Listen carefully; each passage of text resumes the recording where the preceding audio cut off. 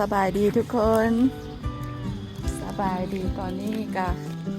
สิมาเฮ็ดคลิปวิดีโอเนาะแชร์ประสบการณ์เกี่ยวกับปัจจุบันนี้อัปเดตชีวิตการเป็นอยู่ในประเทศลาวอยู่ปัจจุบันนี้เป็นจังไดเนาะมาให้หมู่เพื่อน FC ทั้งภายในและต่างประเทศเนาะได้เบิ่งได้ชมได้ฮู้ได้เห็นน้ำกันสภาพเศรษฐกิจในปัจจุบันแล้วมันหันเปลี่ยนไปบ่ว่าจะอยู่ภายในลาวเฮาแล้วก็อยู่ต่างประเทศเนาะสภาพเศรษฐกิจก็เปลี่ยนแปลงไปหลายเนาะทุกคนเนาะฉะนั้นแล้วเฮาก็สิมาอาศัยแต่เฮ็ดธุรกิจด้านใดด้านหนึ่งมันก็ไปบ่รอดเนาะคือซุมื้อนี่แหละค่าครองชีพมันก็สูงสมมุติว่าสิมาเฮ็ดร้านอาหารคือเก่าหั่นน่ะเฮ็ดร้านอาหารหรือว่าเฮ็ดร้านแลกเปลี่ยนเงินตราอีหยังคือเก่าที่เคยเฮ็ดที่ผ่านมาน่ะก็สิไปบ่รอดแล้วเนาะทุกคนค่าครองชีพมันสูงหลายเนาะ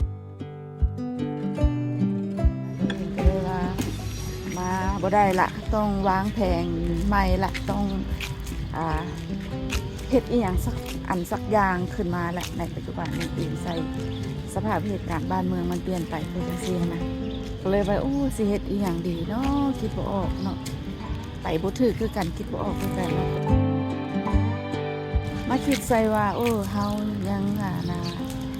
ในระยะที่เฮาเฮ็ดธุรกิจเนาะก็ได้ซื้อดินซื้อดอนไว้จำนวนหนึ่งเนาะฉะนั้นแล้วเขาก็สิป้าดินดอนตอนหญ้าในใบกับเปล่าประโยชน์นะก็เลยคิดว่าเขาต้องได้ถึงเวลาแล้วที่เขาจะต้องหันเอาทรัพย์สินให้มาเป็นทุนเป็นทอนเนาะ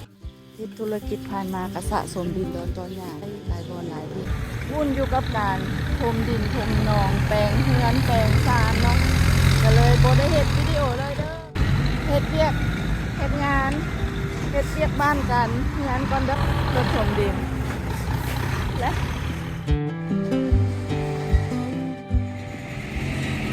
ตะเวนตกงามค่ะตะเวนน้ำแรงตกงา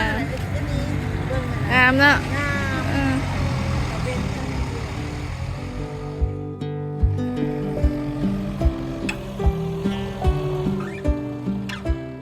ขายไปแล้วพวกเห็ดอย่างนะเงินมันก็ซิมพึดไปตามกาลเวลาเนาะก็เลยมาคิดว่าอยากจะเห็ดอพาร์ตเมนต์เนาะให้คนเศร้าเห็ดห้องแถวคนเศร้าแต่ว่าปัญหามันจุกจิกหลายสิ่งหลายอย่างวุ่นวายเรื่องน้ำเรื่องไหนเรื่องไฟเรื่องพื้นที่อันโน้นอันนี้เกี่ยวกันนะห้องน้ำเกี่ยวกับอีหยังไฟบ่ฮงอีหยังกับปัญหาจุกจิกหลายเนาะอพาร์ตเมนต์คือกันและแถมอพาร์ตเมนต์เจ้าก็ต้องได้ทุนสูงแฮงเนาะแล้วก็ต้องได้บริการอย่างหลายๆอย่างเลยครับพี่โซ่หลายๆอย่างก็เลยมาคิดว่าเท่ากับอายุป่านนี้แล้วนะยังสิมาวุ่นวายนำปัญหาจุกจิกกันน่าจะบ่เหมาะสมกับเราแล้วก็เลยตัดสินใจเฮ็ดบ้านให้คนเศร้าเป็นหลังเอาซะแล้วก็มันก็สะดวกเนาะเพราะว่ามันกับหลังไผ่หลังมันครอบครัวไผ่ครอบครัวมันอยู่ไปอยู่มันนะมันกับปัญหามันก็สิบ่ยุ่งยากหลายเนาะเพราะว่าเขาเซ็นสัญญากันเป็นหลังไปเลยแล้วก็อยู่กันก็บ่ได้หลายครอบครัวเนาะครอบครัวใดครอบนั้นเขาเทคแคร์กับเทคแคร์เฉพาะครอบครัวใดครอบครัวนั้นเท่านั้นอีกอย่างนึงเนาะจุดประสงค์หลักๆของเขานะก็คือการพักผ่อนบำนาญก็คือการที่บ่อยากจะรับผิดชอบอีหยังแล้วว่าซั่นๆอยากอยู่แบบสบายอยากอยู่แบบเบาๆในชีวิตบ้านท้ายนะอยากอยู่แบบว่าไปลิ้นไปเที่ยวภายในและต่างประเทศอยากไปไสอยากเห็นอย่างใกล้ได้ไปบ่ให้มีอันใดของขานะทุกคนน้องสายอยู่ข้างเฮือนนี่เพิ่นก็อยากได้เพิ่นก็อยากได้พื้นที่เฮ็ดโน่นเฮ็ดนี่เพิ่นก็บ่พอว่าซั่นๆก็ขอซื้อขอแบ่งขอปันมาก็เลยว่าปันให้เราก็เลยได้เงินวันนี้ค่อยก็เลยว่าตัดสินใจขายดินที่มีอยู่นี่เนาะเนาะฉะนั้นเลยได้เงินมาปุ๊บค่อยก็อยากได้รถความจริงก็อยากได้รถแนวดีๆขี่อะไรเนาะแต่ว่ามาคิดเบิ่งแล้วคันกูขี่รถ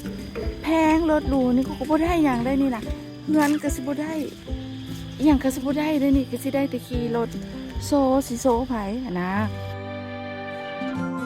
ตัดสินใจบ่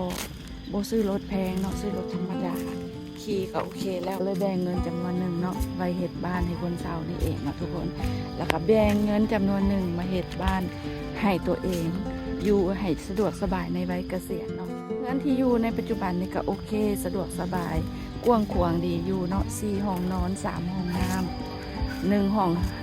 เฮ็ดเวียก1ห้องโถงใหญ่1ห้องเฮือนครัวแล้วก็มีห้องสางเนาะ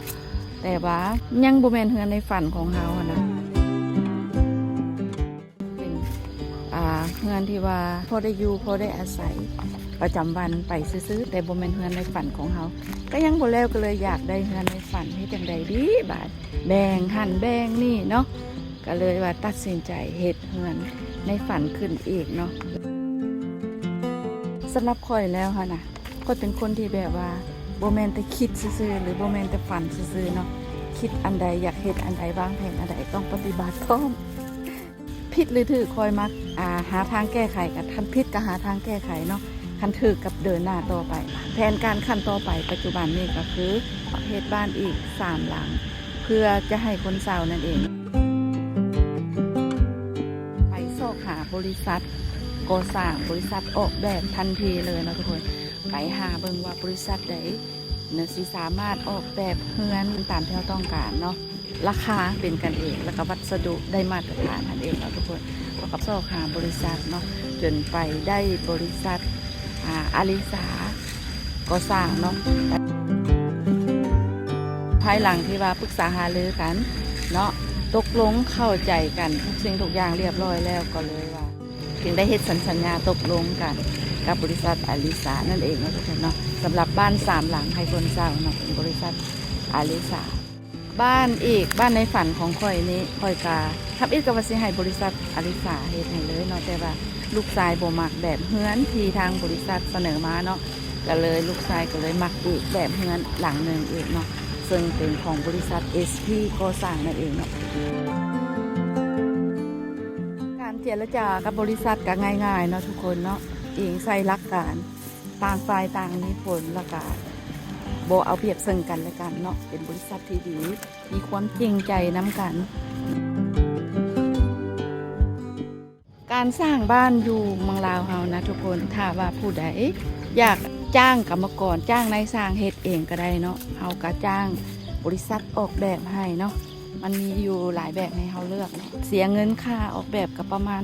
$1,000ถึง$1,500หรือต่ำหรือสูงขึ้นกับว่าแบบเงินของเจ้าเนาะน้อยใหญ่ซำใด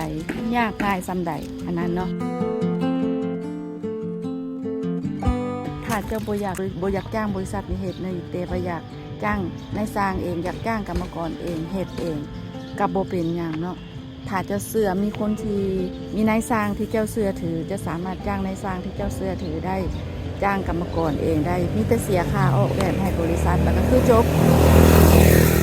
สำหรับข่อยเองก็เลือกทั้ง2อย่างเนาะทั้งแบบเฮ็ดเองนำแล้วก็ทั้งแบบจ้างบริษัทนำเฮ็ดแบบนั้นเนาะผสมประสานกันไปนะ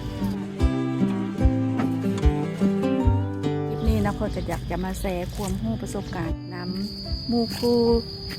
แล้วก็เพื่อนมิตรสหาย FC ทางภายในและต่างประเทศให้เบิ่งให้ชมน้ำกันเนาะและอยู่บ้านเจ้าเมืองเจ้าเด้เฮ็ดคือกันนี่บ่เนาะมาโอลมกันมาแลกเปลี่ยนความคิดความเห็นนำกันได้เด้อสำหรับคลิปนี้ก็คงจะขอจบคลิปลงเพียงเท่านี้สบายดีขอบใจทุกคนที่ติดตามชมคลิปเด้อไปก่อนขอบใจบ๊ายบาย